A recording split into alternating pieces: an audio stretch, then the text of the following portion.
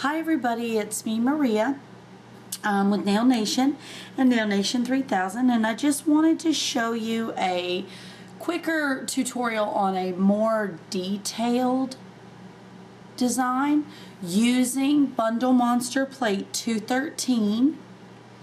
And you can substitute the colors for some of your favorite colors or other colors that you're using for stamping and as your base. Now, I used for my base color OPIDS, and it's amethyst. This looks kind of like original.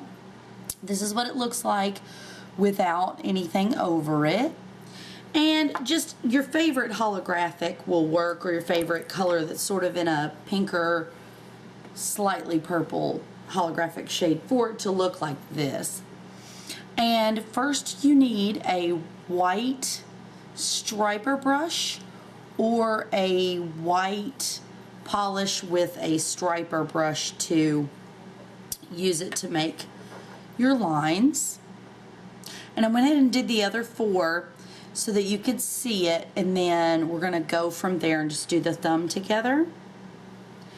In the center, you're going to take the striping brush and you're going to make a line, and you're going to do it just like this, and then you're going to go kind of equally here across. And for some of you, you may notice that you tend to have your line a little smaller in the center, and then it kind of fans out a little bit as you get closer to the edge. That's an okay look too. If you do that, don't worry so much about it being perfectly straight. If it fans out just a little, that's okay. And you're just going to take it and fill it in. And if you're comfortable, you can just take your white polish and you can actually just polish one solid strip across the nail in the center of the nail. And this one's just a tad bit off center. I didn't go quite as far here. There we go. And here, like when you get a little bit around your cuticle like this, you can take an orange wood stick that has a little remover on it and just gently go across that.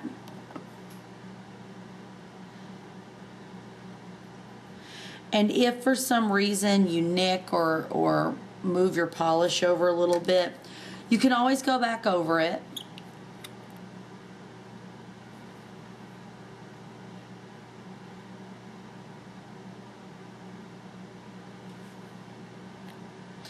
And you need to let this dry completely, and then we're going to go to the next step. Everybody, we're back now because this has dried completely.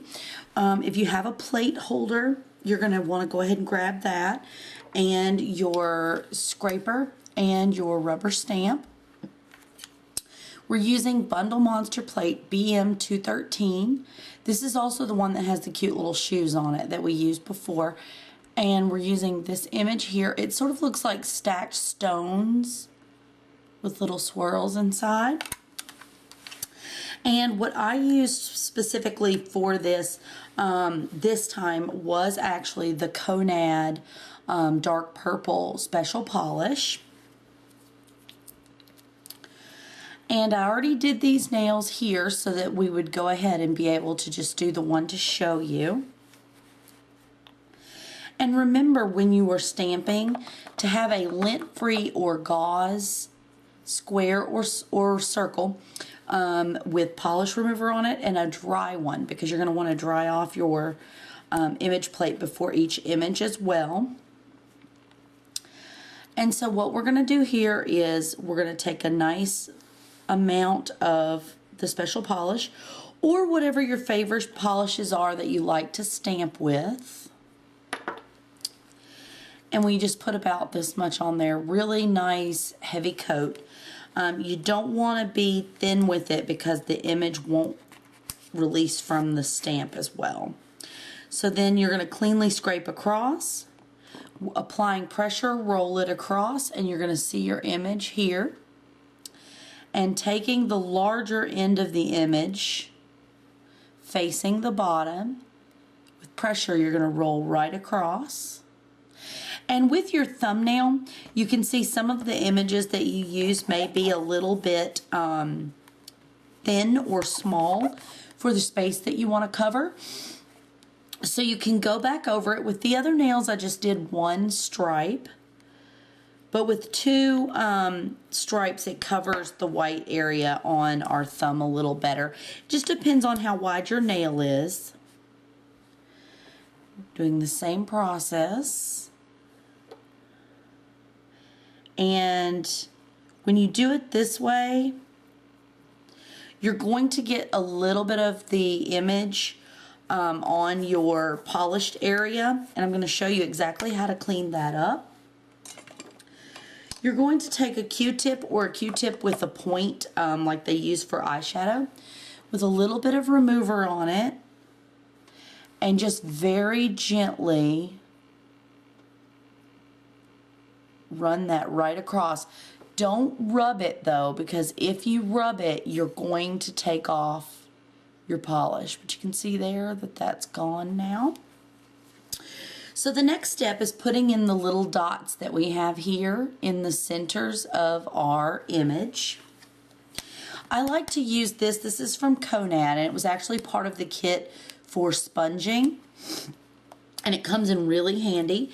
You're going to need a dotting tool that is about this size, or you can use a toothpick or a paper clip, or whatever you like to use at home. You may have come up with some other ways. And what I'm using today for the dotting is actually OPIDS Glamour, but what I have done to this is I've actually added Spectra Flare powder to it, and what it actually does is it just gave it more hollow, and it also made it a little thicker. I wanted to make it a little better for stamping, but any kind of a purple or blue holographic that's thick enough to stamp with. And we're going to take our dotting tool and just gently in the centers of all of our design, we're going to put a dot in the center, sort of like an eye. And depending on how comfortable you are will determine about how long this will take you. Some of you may be able to do it this quickly. Some of you may take a little longer. And that's okay. Take your time.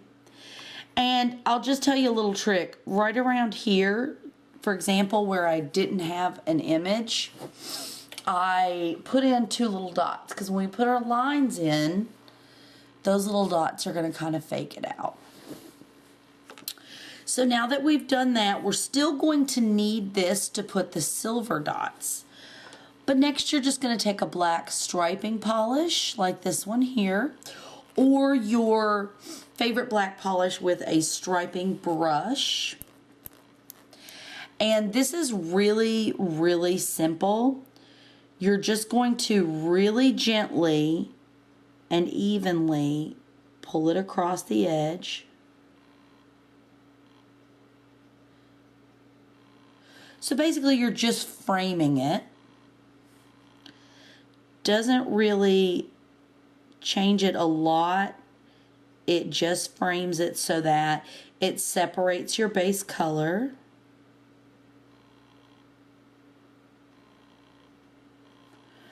And you want to make sure this line is pretty even, because when you put the dots on it, it's going to change the way they look if your line is just too thin. So it's going to look like this, and we're almost actually done here. And it's really, really simple. The next step, you're simply going to take your dotting tool, whatever it is you're using to dot with again, and your tray, plate, or whatever it is that you like to use to put your polish on. Keep in mind, don't use foam plates because polish tends to eat through them. and your favorite silver. I really like OPIDS Radiance, only because it takes so much less of it. However, there's a really cheap alternative. It is Celeb City by Sally Hansen Extreme. And you can see it's pretty close. It is different in application, and it does take a little more of it than the Radiance, but a lot less of it than other brands. You want to also make sure that you keep whatever it is you're using as a dotting tool, if it's not disposable, very clean, because any little dry particles on the ends are going to change the way your dots look. And your first dot, you want to be just a little smaller than the rest of them because you're coming up from the cuticle area. And you're just going to very evenly space your dots to the end of your nail. And this will vary based on how long your nails are. This design, by the way, looks very good on short nails too. And you just want to kind of try to evenly space it with the ones across from it. Makes it just a little more aesthetically pleasing.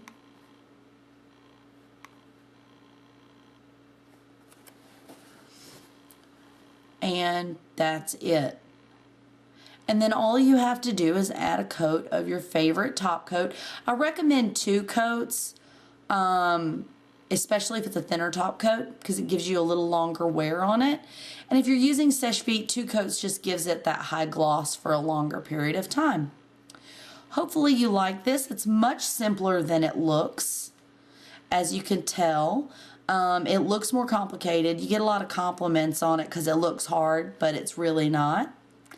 And I will list everything that was used again so that everyone can find what their great alternates might be. And if you have found something that works really well for this, in the comment section, please let me know. Or if you do this design and you want to record it and do a video response, I would actually just love to see that. And you can put other designs in the center here, other than just these two. This is just kind of a great framework for other designs. I've used flowers and different things in there, hearts for Valentine's Day.